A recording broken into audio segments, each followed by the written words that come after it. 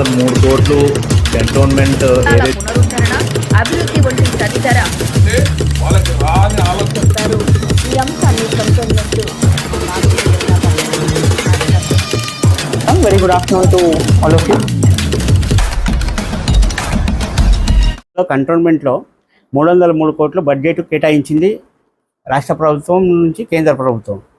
ఆ కేంద్ర ప్రభుత్వం ద్వారా వచ్చే నిధులు కంటోన్మెంట్లో ఏ విధంగా వచ్చాయంటారా, లేకపోతే దాన్ని ఏ విధంగా తీసుకోవాల్సి ఉంటుంది ప్రజలు?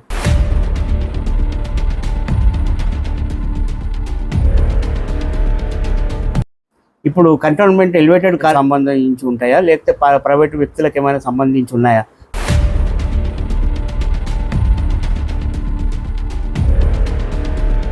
ఒకటి కంటోన్మెంట్ జిహెచ్ఎంసీలో మర్జ్ కావాలనే నినాదం కూడా మీరు తీసుకొచ్చింది, దానికి మీరు ప్రెసిడెంట్.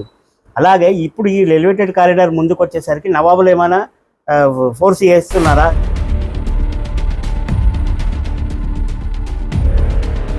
గతం ఉన్న ప్రజాప్రతినిధులు కావచ్చు, ఇప్పుడున్న ప్రజాప్రతినిధులు కావచ్చు, భూబదలాయింపు కింద ప్రక్రియ మొదలు పెడుతున్నారు. అది ఎంత మట్టుకు సాధ్యమవుతుంది అంటారు? మీ సమాధానం ఏముంటుంది దాంట్లో? ఈ కంటోన్మెంట్లో వర్కౌట్ కాదు. ఎందుకంటావా, ఇంత క్లియర్గా చట్టాలు ఉన్నాక జిఎల్ఆర్ వర్తించదని ఇంత క్లియర్గా రెవెన్యూ చట్టాలు ఒక లీగల్ ఒపీనియన్ ఇచ్చాడు. ప్రస్తుతం లోక్సభలో కూడా మొన్న తేల్చి చెప్పేశారు కంటోన్మెంట్లో ఎలక్షన్ జరగవని. ఇప్పుడు ప్రజాప్రతినిధులు ఈ అంశాలు ఎలా పోరాడతారు? మరి వాళ్ళకి ఏం సంబంధం లేదు కదా, ఒకే